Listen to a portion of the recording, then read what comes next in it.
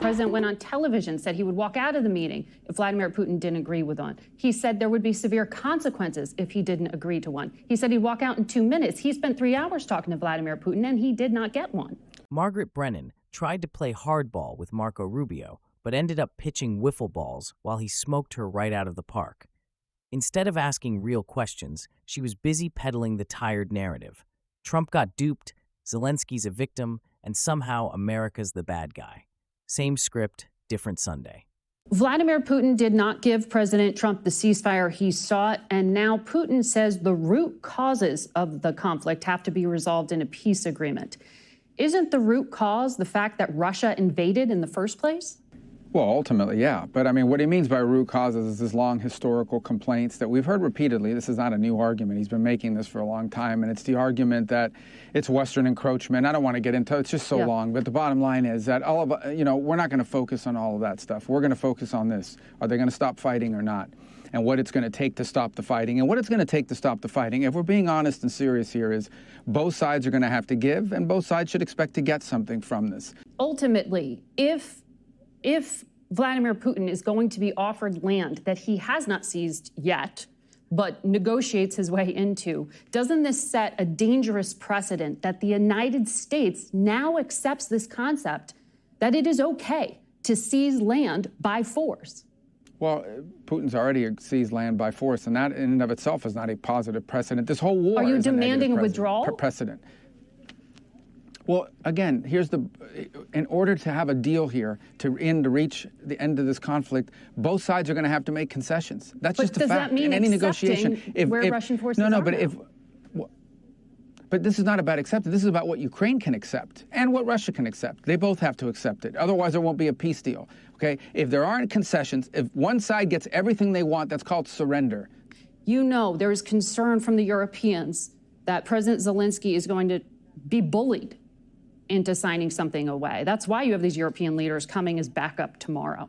But that's not true. They're not coming here tomorrow to keep Zelensky from being bullied. They're coming here tomorrow because we've been working with the Europeans. We talked to them last week. There were meetings in the UK over the previous weekend. And they said President Trump was going to demand a ceasefire. As early as Thursday.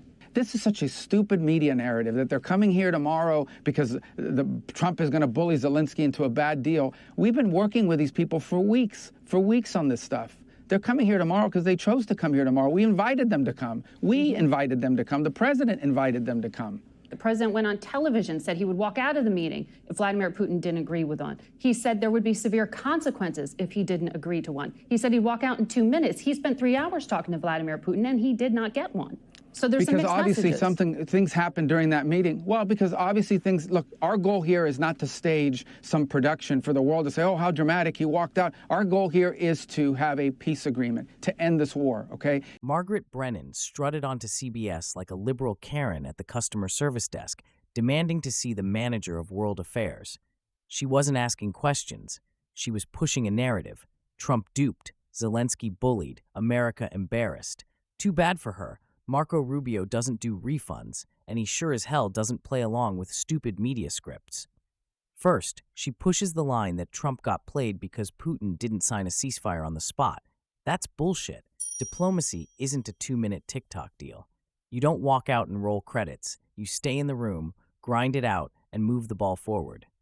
Then she tries the Trump promise to walk out in 2 minutes line, like that proves he's weak.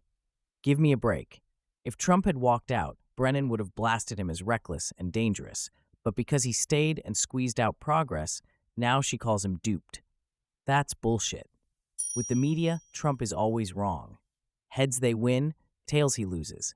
Honestly, if Trump personally cured cancer tomorrow, they'd still find some bullshit reason to tell you it was bad, and then probably draft new articles of impeachment just for good measure.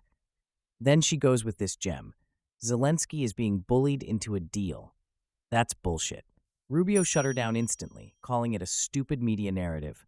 He's right. Trump's team has had a dozen meetings with Zelensky, one with Putin. The idea that Zelensky's some helpless victim? Pure fantasy cooked up in Brennan's studio.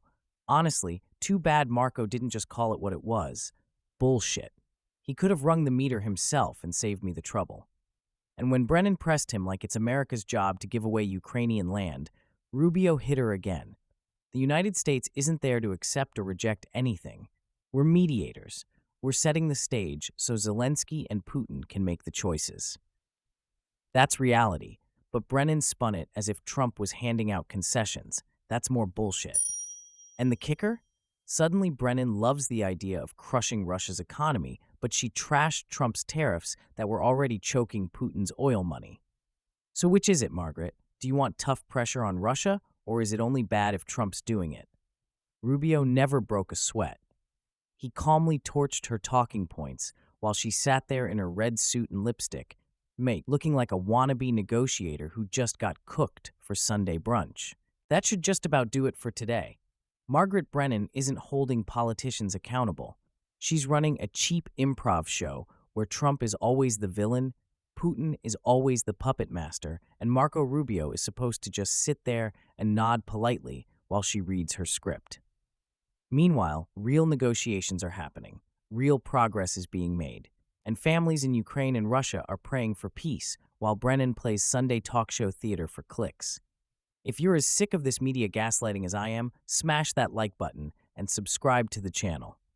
And if you want the unfiltered truth the networks won't touch, head over to steadfastandloyal.com. We don't do narratives, we do facts, fire, and freedom. As always, stay informed, stay relentless, and stay steadfast and loyal. I'm Jim McCartney. Thanks for joining us.